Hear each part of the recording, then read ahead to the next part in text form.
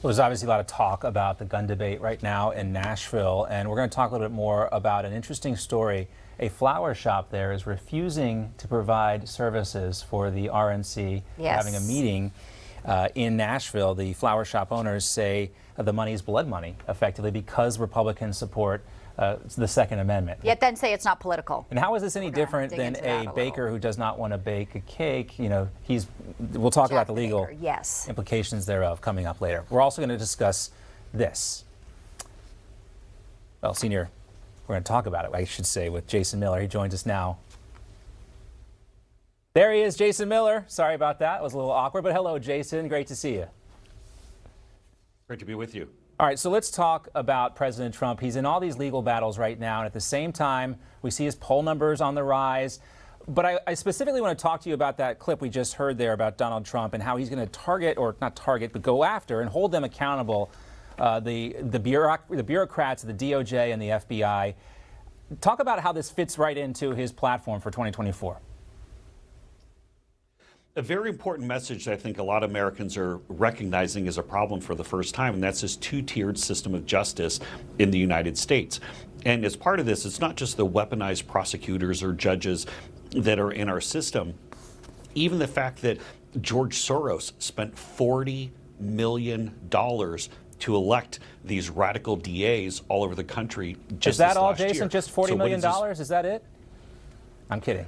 Well, that was according to the New York Post report that I saw. I'm sure there are some other dark money outlets where I'm sure he's spending even more. But the fact of the matter is, it's going to be the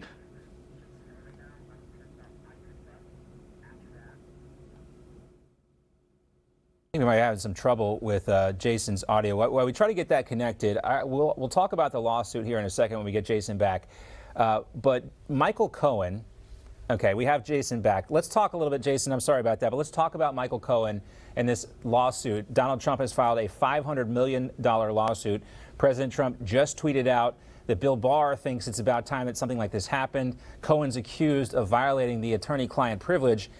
And Cohen was on CNN last night, and they actually read the statement from Team Trump back to Cohen. And I want to watch this clip with you, Jason, and just to get your reaction to it. Here it is.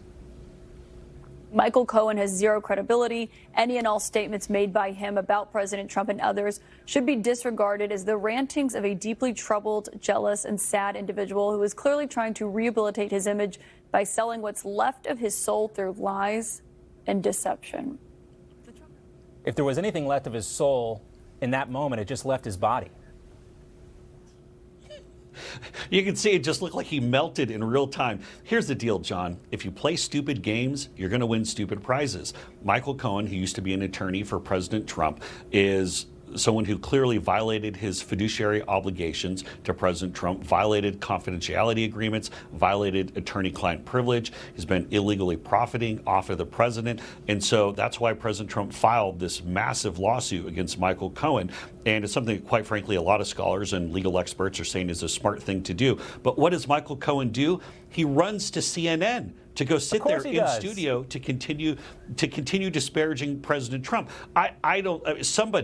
Some friend, some neighbor, someone needs to just be like, hey, you got to know when to say when. Michael, stay away from the cameras. You're not doing yourself any favors. This guy's a convicted perjurer and a liar, and he can't stay away from the TV cameras. Yeah, just take the L. Just take the L, Michael Cohen. All right, let's talk about Governor DeSantis, too, who's keeping a very busy travel schedule these days. But there's been some controversy over this picture and the fact that it was not done in public. Normally, Governor DeSantis has these big televised signing ceremonies. But some in the Trump world, including Alex Bruszewitz, who's on Team Trump, he wrote this. How does a press conference, he does a press conference for everything but not this? Why is he signing bills in the dead of night? I don't think it was actually in the dead of night. That was a play on words. But do you think there's anything to see here based on this? He should be proud of this, right? Well, you would think so. I also thought that Governor DeSantis would have taken the opportunity to do something for the people in Fort Lauderdale who've been hit by the massive flooding, the historic flooding that they've had over the last couple of days. Continued with his Jason, political I'll get to that in a second, but I want to stay with this. We'll get to that in a second because I actually want to play a clip from Donald Trump Jr. But I want to talk about this. I mean, if you're a conservative, you know, this is what you've been hoping for. 3 months ago, there would be no controversy about Ron DeSantis signing a 6-week heartbeat abortion bill. It would be applauded by everyone in the GOP. But we have this infighting happening right now. Ron DeSantis is also catching flack from the left on this issue as well. Do you think it's helpful to have Republicans infighting on this issue like this?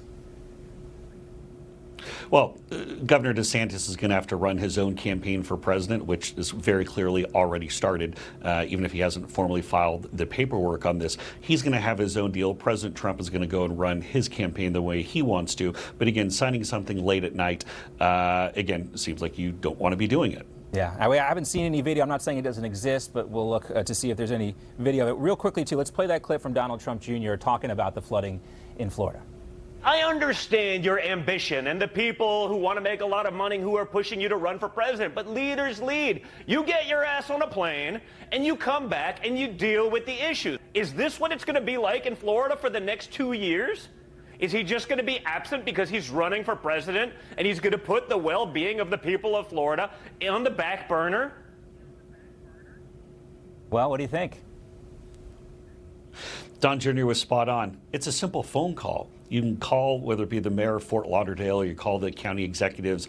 You can hold a video press conference, or even smarter, maybe you don't take off on a political trip when you have this massive flooding issue, generational, if not century significant flooding in your own state. But that shows that DeSantis really doesn't know where his priorities are. He doesn't know how to lead and how to campaign at the same time. Something I think is going to prove to be a real problem as he enters this race.